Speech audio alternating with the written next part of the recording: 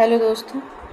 तो आज फिर से हम एक कहानी लेकर आपके सामने उपस्थित हुए हैं जिसको लिखा है मनु भंडारी जी ने और सुनाऊंगी आपको मैं आरती। तो चलिए सुनते हैं कहानी। कहानी का नाम है रानी माँ का चबूतरा। आज रात को जब चबूतरे पर बैठक लगी तो औरतों की चर्चा का विषय पूर्णिमा को होने वाला आयोजन था। कौन क्या पहनेगी, पूजा की थाली में क्या ले जाएगी, क्या मनौती मानेगी, आदि आदि बातों पर चर्चा हो रही थी कि रामी अपनी छोटी बहन धन्नो को लेकर पहुंची। बूढ़े काका ने अपनी चिलम दूसरे के हाथ में थमाते हुए कहा, बड़ी देर कर दी रामी, शायद बहन की खातिर में लगी थी। खातिर हम क्या करेंगे काका, बच्चों को सुलाते सुलाते देर हो गई। फिर बूढ़ी काकी की ओर घूम कर बोली, काकी कल धन्नी को भी रानी माँ के चबूतरे पर दिया जलाने के लिए ले जाना है। यह रानी माँ का चबूतरा क्या है? धन्नी ने कुछ कौतूहल से पूछा। खरबूजे के सूखे बीज छीलते हुए काकी बोली, वाह, कल से तुम यहाँ आई हो और रामी ने तुम्हें चबूतरे की बात भी नहीं बताई। क्या बताएं बेटी, हम भगवान हैं जो रानी माँ के नगर में बसते हैं। बड़ी भगवंती नारी थी। आज ही मुझे वह दिन याद आता है तो आंखों में आंसू आ जाते हैं। और श्रद्धा से गदगद हो उठी बूढ़ी काकी ने काम को बीच में छोड़कर स्वर्ग में बसने वाली रानी माँ को प्रणाम किया। बस्ती वालों के लिए यह कथा कोई नई नहीं थी, फिर भी दत्तचित्त होकर उस कथा को ऐसे सुनने लगे जैसे पहली बार ही सुन रहे हों। स्त्रियों का तो ऐसा विश्वास था कि जितनी बार इस कथा को कहेंगी या सुनेंगी उनका पुण्य बढ़ेगा।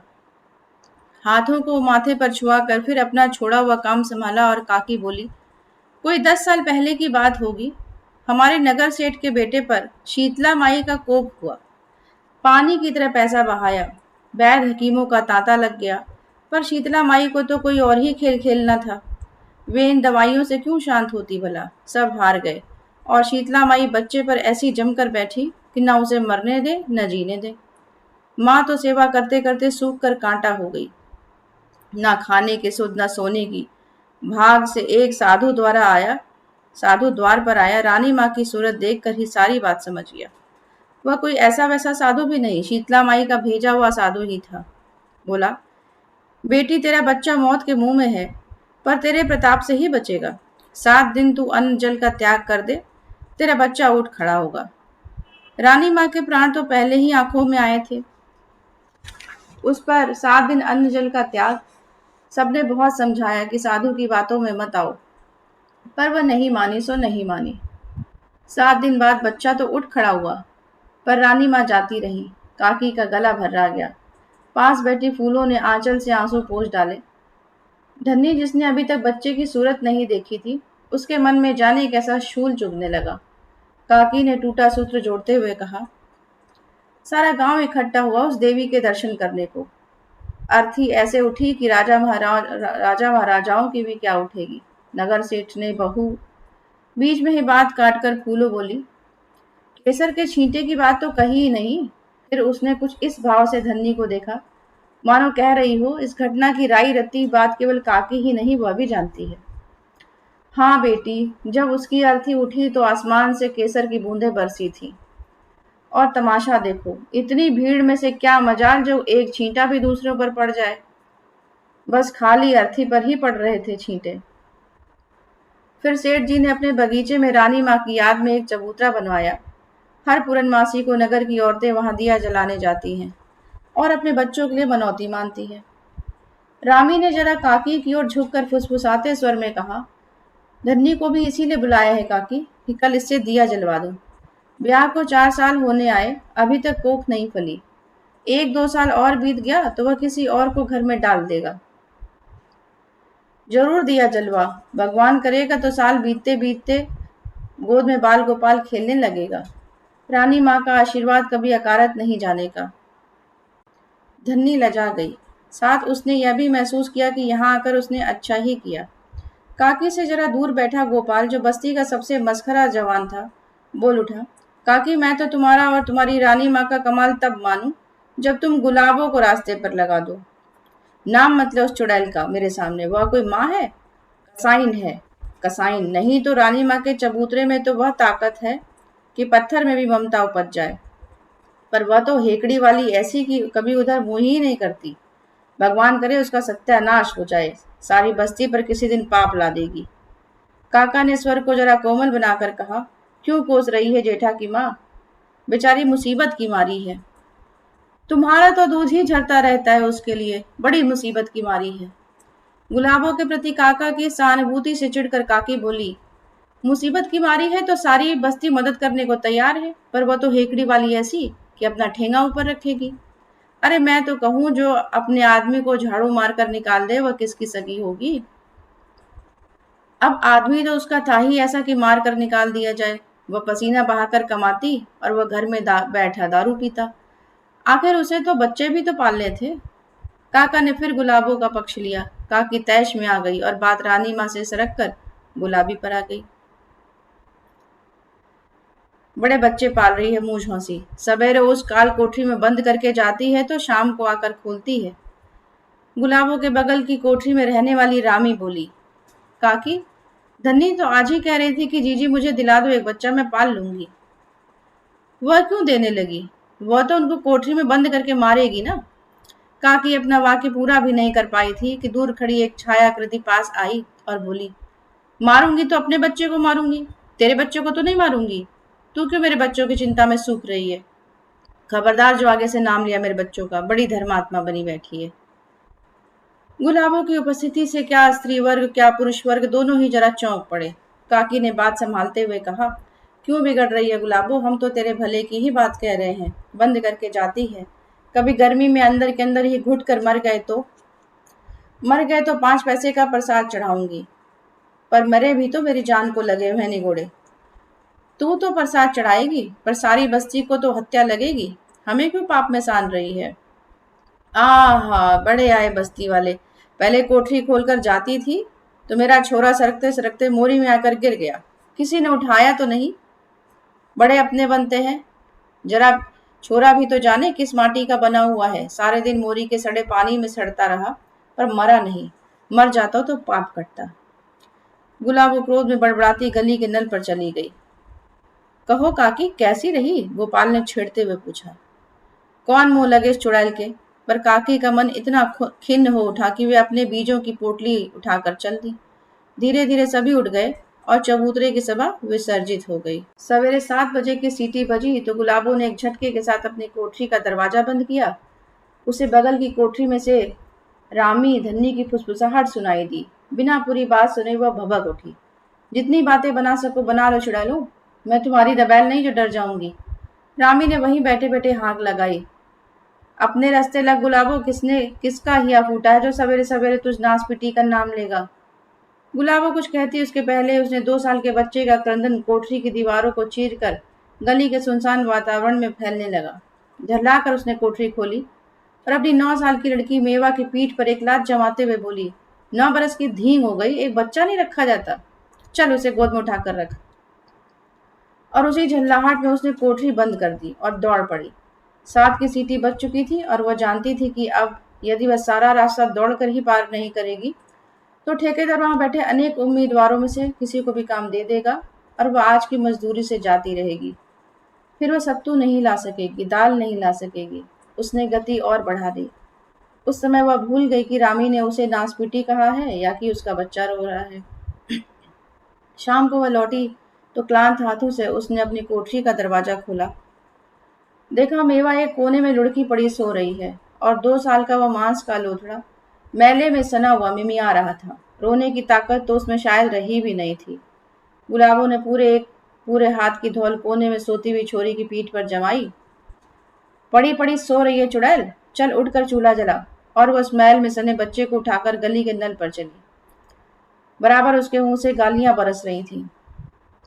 चबूतरे पर उस समय काका अकेले बैठे थे। गुलाबों को बड़बड़ाती हुई जाता देखा तो टोक दिया, किसे कोस रही है गुलाबो? अरे कभी तो तू भी हंस बोल लिया कर। हंस बोलकर मुझे किसी को रिझाना नहीं है। बड़े आए हैं सीख देने वाले। तुम्हें तो नहीं कोस रही हूँ उस दारूखोर को जो मेरी जान को ये कीड़े मकोड़े छोड़ गया।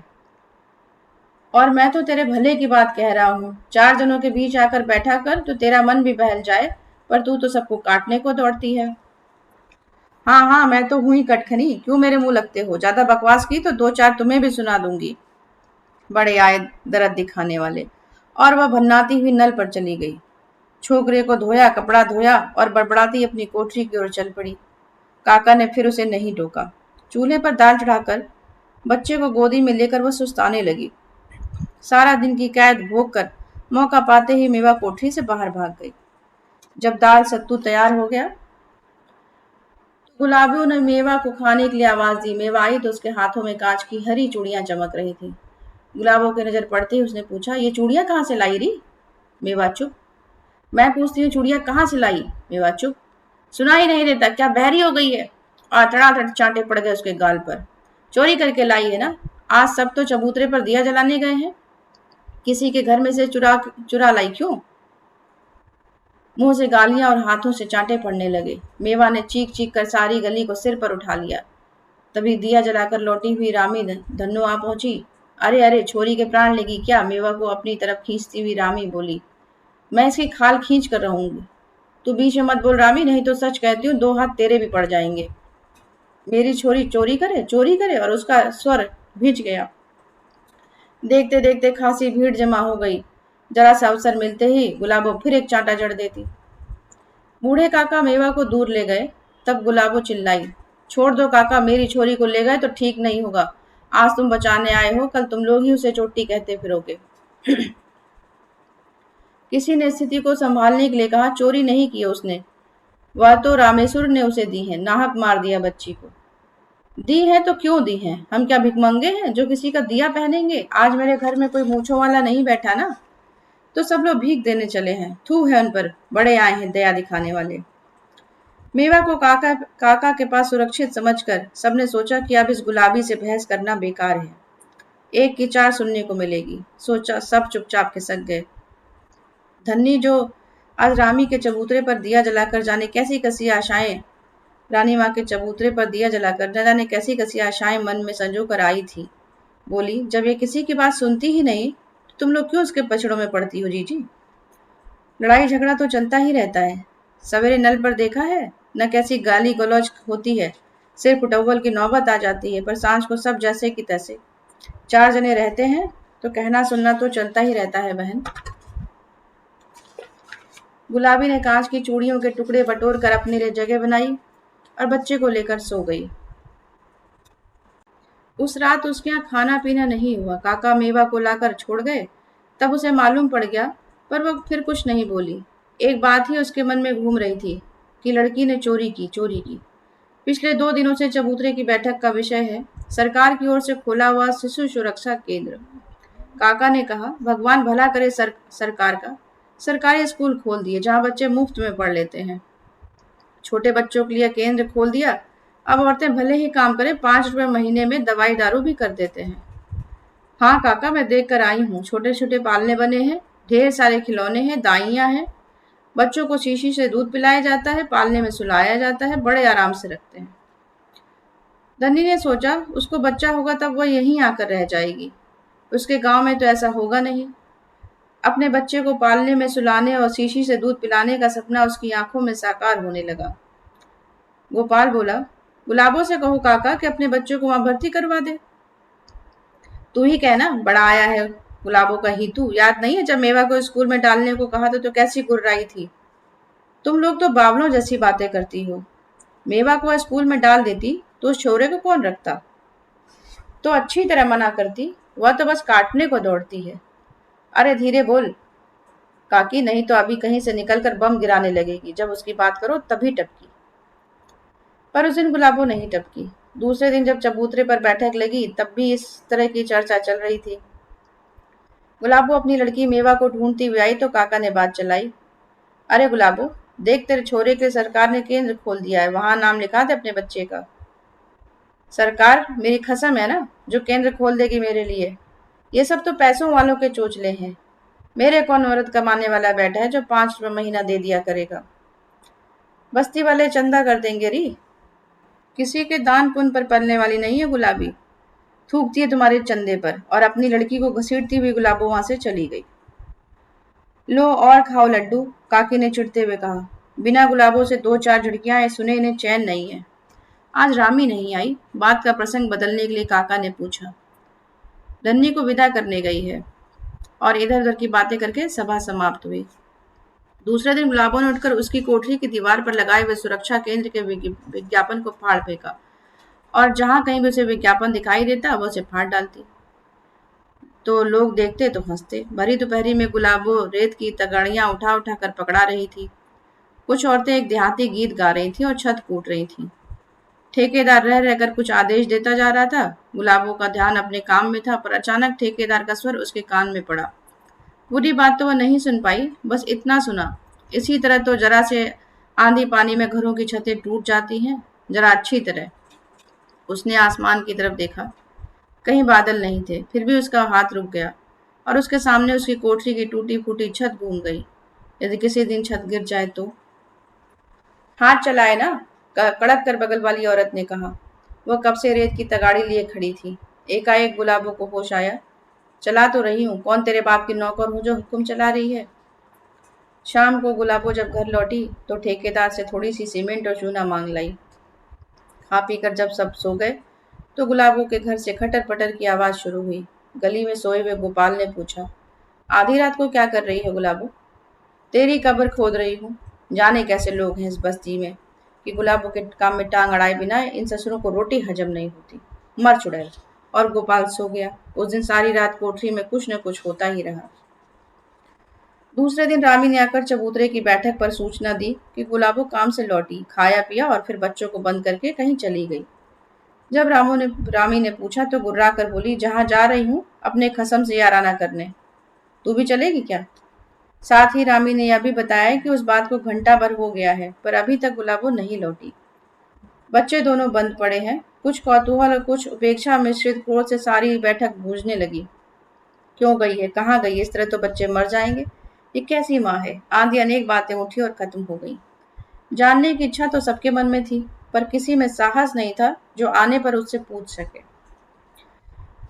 गुलाबों का यह काम जब दैनिक हो गया तब कौतूहल का निवारण परम आवश्यक हो गया। बिना उस बात को जाने सबका जीना जैसे दूभर हो गया। काका ने अनुमान से कहा, कहीं चौका बर्तन का काम करने जाती होगी, और कहाँ जाएगी बेचारी।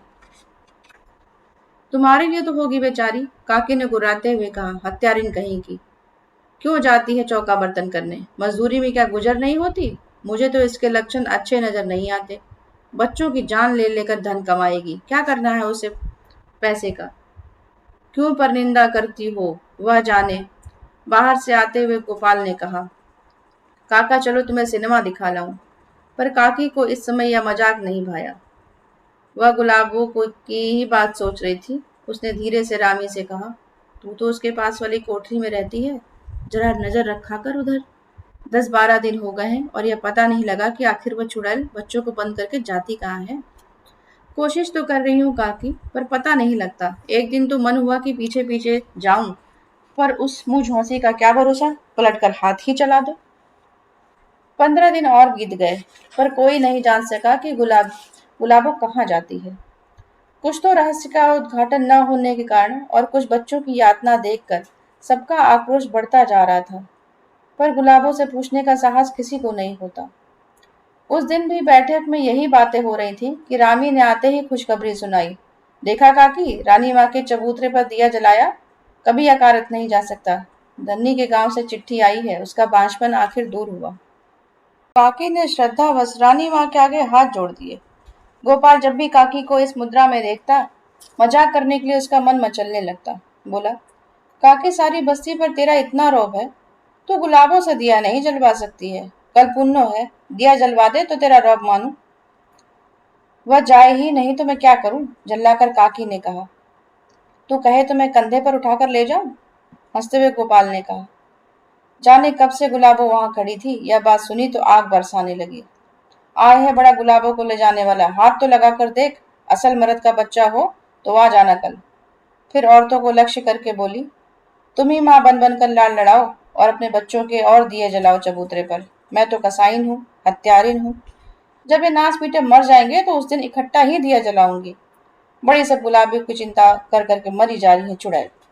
और वह अंधेरे में ही गायब हो गई। दूसरे दिन जब सब घरों में चबूतरे पर जाने की तैयारी हो रही थी, गुलाबो अपनी कोठरी में बैठकर बच्चों के लिए सत्तू घोल रही थी। उसने मेवा के सामने सरका दिया। मेवा ने पूछा, तू क्या खाएगी? मुझे भूख नहीं है, चुपचाप खा ले। कल भी तो तूने कुछ नहीं खाया माँ। कह रही हूँ चुपचाप खा ले। सो नहीं होता, जीभ लड़ाई जा रही है बैठी बैठी।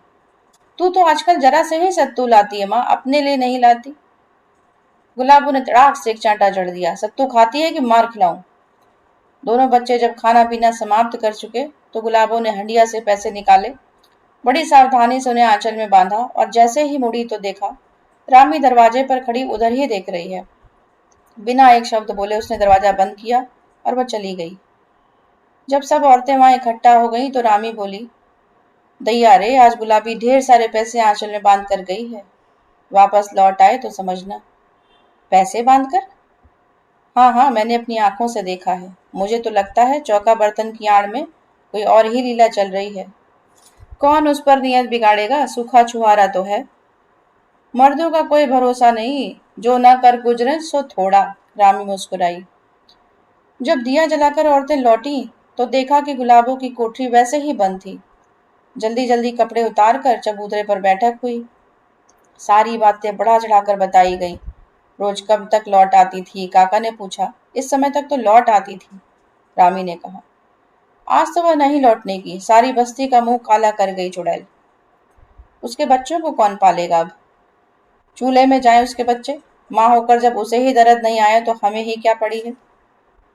गोपाल ने कहा, चाहे कुछ भी खर्च हो जाए, कल ही जाकर रानी माँ के चबूतरे के पास ही एक गुलाबी का चबूतरा बनवाऊंगा।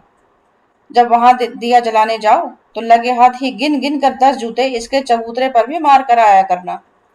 तभी काका ने सबका ध्यान गली के मोड़ की ओर आकृष्ट किया। चांदनी के प्रकाश में सबने देखा कि गली के ही 2 आदमी गुलाबी के अचेत शरीर को उठाकर ला रहे हैं। चबूतरे की सारी भीड़ भीड़ उस ओर दौड़ पड़ी। क्या हुआ? कहाँ थी? बेहोश कैसे हो गई? प्रश्नों की झड़ी सी लग गई। सबको वहीं छोड़कर काकी और रामी ने उसके अचेत शरीर को संभाला और रामी की कोठरी में लिटा दिया। काका अंदर आ गए, बाकी भीड़ को बाहर ही रखा। पानी के छींटे डालो और हवा करो, काका ने कहा। रामी उठकर पानी लाई और काकी हवा करने लगी। उसका आंचल हटाया तो बोली, हाय राम, इसका पेट तो पीठ से चिपक रहा है। लगता है मानो 2-3 दिन से कुछ खाया ही नहीं है। रामी, थोड़ा सा सत्तू हो तो घोल कर ला। देख रही हो? काका ने अपनी नजर गुलाबी के सूखे मुरझाए चेहरे पर टिकाए हुए कहा। 1 महीने में क्या से क्या हो गई, जैसे बुढ़ापा आ गया हो। 1 महीने से मैंने इसे पास से नहीं देखा। और देखो, इसके कपड़े ढीले कर दो, उसमें भी उमस भी तो कितनी है। काकी ने अंगिया के बदन ढीले कर दिए तो अंगिया में से कागज की एक पुड़िया सरक कर जमीन पर गिर गई। काका ने कहा, देखें क्या है? काकी ने पुड़िया पकड़ा दी। काका ने दिए के धीमे प्रकाश में पुड़िया को खोला तो देखा कांच की 2 छोटी छोटी हरी चूड़ियां और शिशु सुरक्षा केंद्र की 5 रुपए की रसीद थी। तो दोस्तों, ये थी आज की कहानी। बड़ी ही मार्मिक कहानी है, रानी माँ का चबूतरा। उम्मीद है आप सबको पसंद आई होगी, और पसंद आई है तो प्लीज़ लाइक कीजिए, शेयर कीजिए, सब्सक्राइब कीजिए and press the bell icon. Thank you so much.